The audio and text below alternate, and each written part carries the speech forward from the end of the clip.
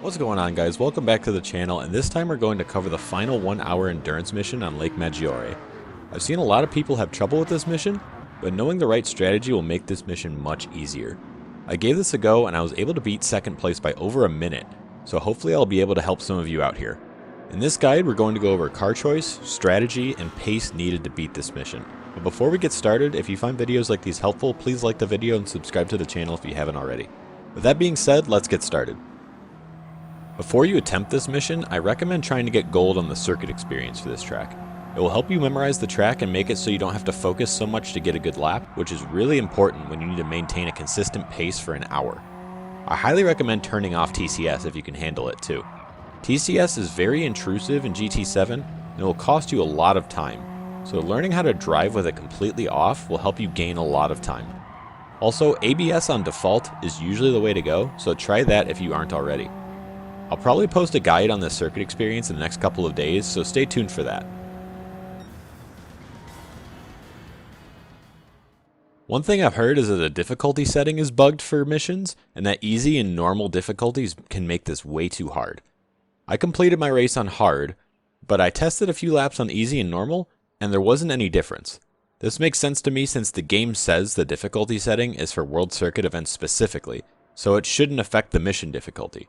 That being said, I didn't run a full race on the other difficulties, so I don't know if some crazy rubber banding or something like that starts taking place, but if anyone has proof of that being the case, please post it down in the comments. Just to be safe, run with this difficulty set to hard, as it's very much beatable on that setting. For car choice, I went with the Renault RS01. It's one of the strongest Group 3 cars on BOP, and it's also pretty good on fuel. Some other cars like the RCZ and the Alfa Romeo 4C are good here, but the Renault suits me the best. I really like how much it turns off throttle because it allows me to make some pretty aggressive overtakes so I can get to first place quickly. You don't have to be super precise with your strategy as long as you pick a good car and you have a general idea of when to pit. If you're struggling for pace, it's very possible that the car you've chosen isn't as good as the ones I've mentioned. So if you need an extra edge and aren't running those cars already, I'd give those a try. As for strategy, I've gone with hard tires with one pit stop. I picked this over a 2-stop with mediums because the car really starts to misbehave on lap 6 or 7 on mediums, and I lose too much time trying to keep the car under control. This doesn't happen nearly as much with the hards, and the car is way more consistent over a stint, so the hards are my tire of choice. This may change depending on the car, so run a few laps and see how the mediums fall off over time. If you can manage consistent laps with them, then they may work out better for you. For fuel, I run the car on map 1 for the first 7 to 8 laps, and I short shifted a little bit. The rev limiter in this car is past where the tachometer starts flashing blue, so if you just shift right where it starts flashing, then that should be enough. From there, running on map 2 allows you to complete a 16th lap on fuel, and it also works out nicely because it makes it just a bit easier to put down power, and that's right around the point where rear grip fades a bit between tire wear and a lighter fuel load. With that strategy, I was able to run consistent 156 to 157 lap times on hard tires, more towards the 156s as I warmed up throughout the race. Based on the final gap to second, you could run consistent 158s on hards, maybe even low 159s, and still win this by a comfortable margin, so you don't have to set any world records to beat this. One more thing to keep in mind is that this race has damage turned on, so try your absolute hardest not to crash or hit any cars. If this happens, you'll lose a lot of time, and you might even have to restart, so keep it clean and stay out of trouble. Now that we have the strategy laid out, we're ready to give this mission a try. I'll show my first couple of laps here just to outline some of the better overtaking zones on the track. The AI don't seem to care if you're alongside them, and they'll sometimes just run right into you, so don't be afraid to be a bit aggressive with your passes.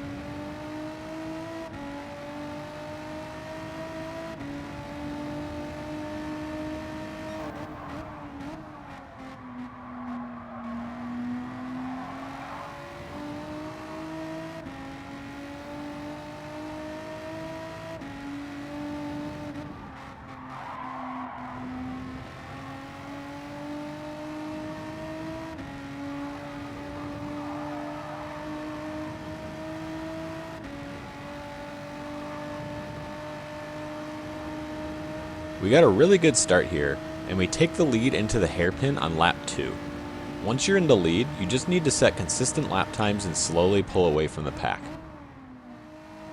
Fast forwarding a few laps, the times here are pretty consistent so far, and you can see here on lap 5 I've already dipped into the 156s. However, you'll want to watch out for how the car changes over a stint.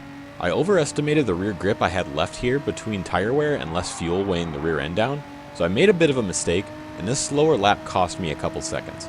This is where I decided to switch to map 2, since it made it easier to apply throttle, and it saved me enough fuel to finish lap 16 before pitting. Now that I've found my bearings again and gotten a handle on the car later in the stint, I'm back in the mid to low 157 range. However, I got a bit greedy on this lap, and I pushed the exit of the hairpin way too hard, and I hit the sand trap and lost about 4 seconds.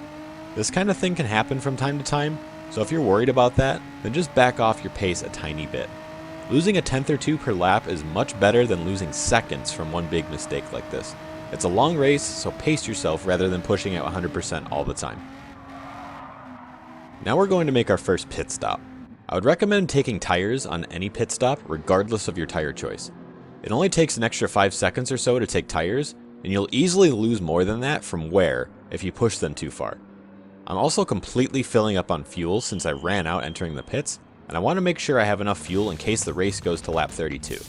After finishing this, I found out 31 is the max you can do, but I wanted to be safe since I didn't know for sure at the time.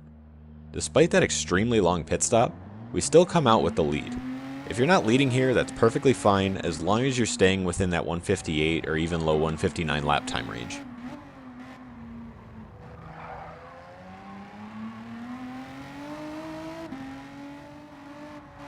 This second stint has pretty much been a repeat of the first one.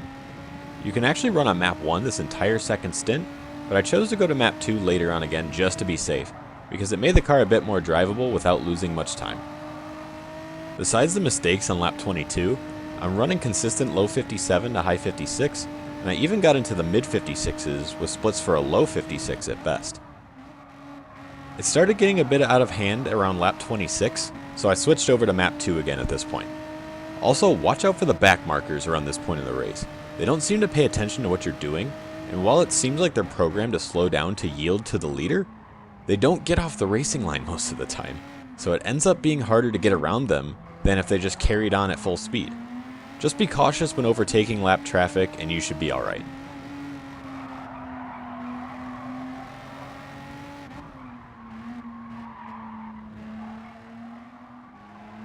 So now we're on the final lap here, and our pace has slowed down a tiny bit between tire wear and having to pass lap traffic. If you're impatient and have a big enough lead, you can sandbag lap 30 and make the race end a lap earlier, but I'd recommend just finishing the race at full speed if you're going to run 31 laps. We've also switched over to map 1 to finish it off since we have the fuel to do so. Make sure not to get greedy here either since we're on the home stretch. I tried to pass this backmarker Porsche on a tight line through the S's, and it almost ruined my entire race. But luckily I saved it, so we're good to go to the end.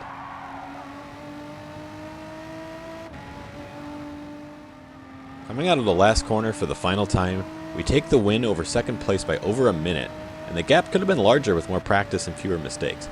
But I'm definitely not going to run this again just to improve my finishing time because there's no other reward for doing so I'll take this time for now. If this mission has been giving you trouble, you should be able to beat it if you follow this guide. I hope this video provided some insight on how to beat this mission, and if you found it helpful, please leave a like on the video and subscribe to the channel if you haven't already. If you'd like to see guides for other missions, or if you want to see guides for circuit experiences or anything else, let me know in the comments. But that's all I've got for this time, guys, so I hope you enjoyed, and I'll catch you in the next video. Thanks.